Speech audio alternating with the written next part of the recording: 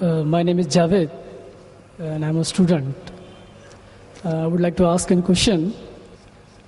At one place, the Holy Quran states that man is created from sperm, which is inconsistent with modern science. But at another place, it also states that man is made from dust. Now, isn't the Holy Quran contradicting itself? Or is it consistent with modern science? The brother posed the question that one place the Holy Quran says that human beings have been created from sperm, which consistent with modern science. The other place, human being is created from dust. Can you prove it scientifically it's created from dust? And isn't there a contradiction? One place sperm, one place it says dust. The Holy Quran does say, as I mentioned in my talk, in Surah Qiyamah, chapter 75, verse number 37 to 39, it says that human beings have been created from sperm, which has been proved by science. The Holy Quran also says in Surah Hajj, chapter 22, verse number 5, that we have created the human beings from a quintessence of dust. Today science tells us that all the elements that are there in the human body, they are present in lesser or greater quantity in the soil, in the earth. So the statement that human beings have been created from earth is scientifically proven. That whatever components are there in the human body, the constituent, the elements, they are present in the earth, in the soil, in lesser or greater proportion. The second part of the question, isn't it a contradiction? One place the Quran says man is created from sperm, one says from dust. Is it a contradiction? See, a contradiction is two statements which are conflicting with each other, which cannot take place simultaneously. The Quran does not only say man has been created from sperm and the other place from dust. It also says in Surah Furqan, chapter 25, verse 54, that man has been created from water. You will tell me there are three contradictions. See, science has proven that man has been created from dust, as well as from sperm, as well as from water.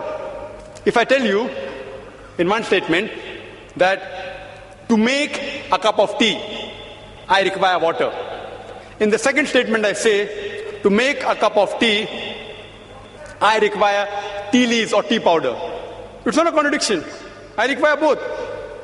If I want to make sweet tea, I add sugar to it. If I want to make panikam tea, I add less water and more milk. If I want to make Sulaimani tea, I add only water.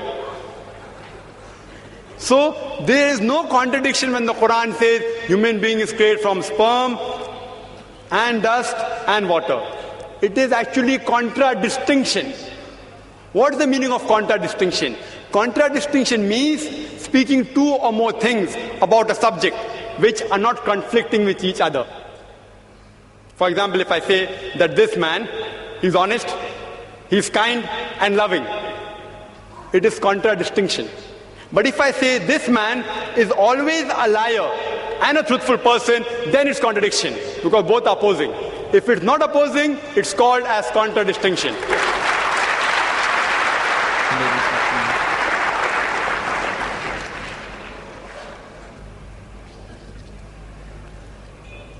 Next question from the ladies section. Assalamu alaikum, brother. My name is Farida Ansari. I am a laboratory technician.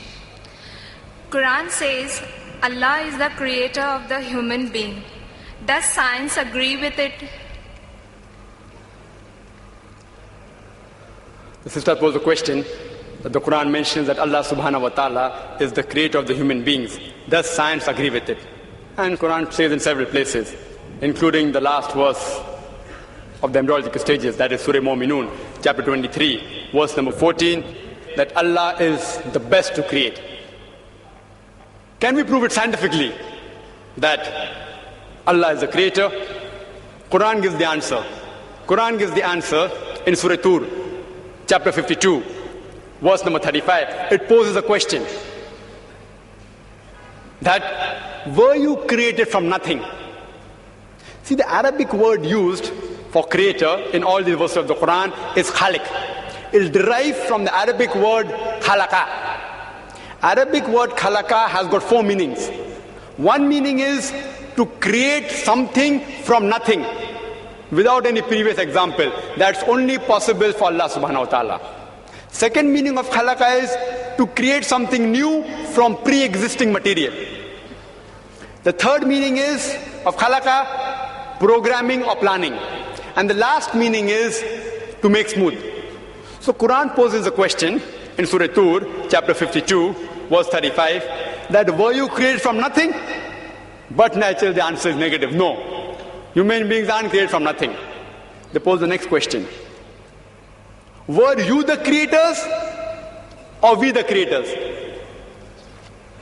We know very well that man cannot create another man. If he could do that, then the moment he died, he would have created himself back. If his relatives would have died, he would have brought them back to life. Human beings can't even create a living creature such as fly, live aside human being.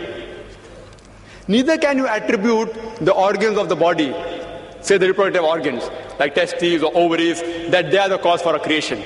Because if you say that the testes, the uterus, etc. are the cause, then you have to include your ancestors, their reproductive system, their ancestors, all are responsible. So the answer is negative. Quran poses the next question in Surah Waqia, chapter 56, verse number 58 and 59, that do you not look at the sperm you have emitted? Were you the creator or we the creator? And but natural, all these questions that Quran poses, the answer is negative. Some people can say it's by chance. By chance we were created. They say nature. Natural thing. It happened by chance. Let's analyze scientifically whether the human beings can be created by chance. The protein molecule is a very important structure of the living cell. Very important part in the living structure of the cell. The protein molecule consists of 5 elements: the carbon, nitrogen, oxygen, hydrogen, and sulfur. And there are tens and thousands of atoms required to make one molecule.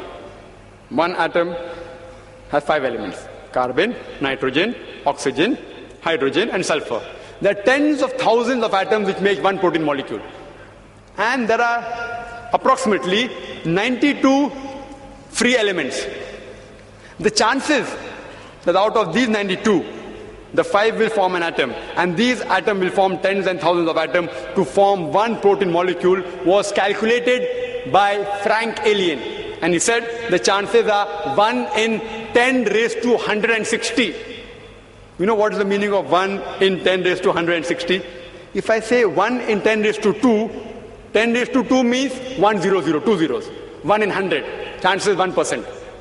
If I say 1 in 10 raised to 3, it means 1 in 1,000. That's 0.1%. If I say 1 in 10 raised to 4, it means 1 in 10,000. Means 0.01%. So when the calculation was made, 1 in 10 raised to 160, it means 0.00000, 157 zeros, then 1. And mathematics tells anything 1 in raised to 10 raised to 50, it's counted as 0. Furthermore, this is talking about one molecule, and the substance required to form this one molecule of protein was calculated by another person, Charles Guy,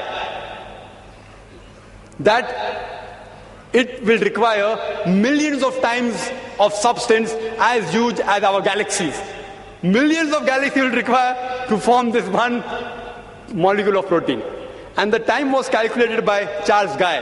The time taken for one protein molecule to be formed will be 10 raised to 263 years.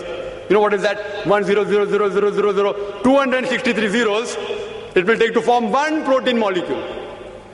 And do you know there are how many protein molecules in one cell? And do you know how many other molecules are there in the cell? And how many cells are there in the human being? There are more than 6 billion molecules when a child is born. That's what doctors tell us today. 6 billion. One more protein molecule takes 1 in 10 raised to 160 chances. Time taken is 10 raised to 263 years. To take 6 billion for one baby, imagine. And how many women are pregnant? There are millions of women pregnant at a time. And it takes only 9 months. The chances science tells us is 0, 0, 0. No chance at all. These things cannot take by chance. They have to be programmed by someone. Science tells us there has to be someone, some supernatural force. Therefore, science, as I said earlier, is not eliminating God, it is eliminating models of God. La ilaha illa.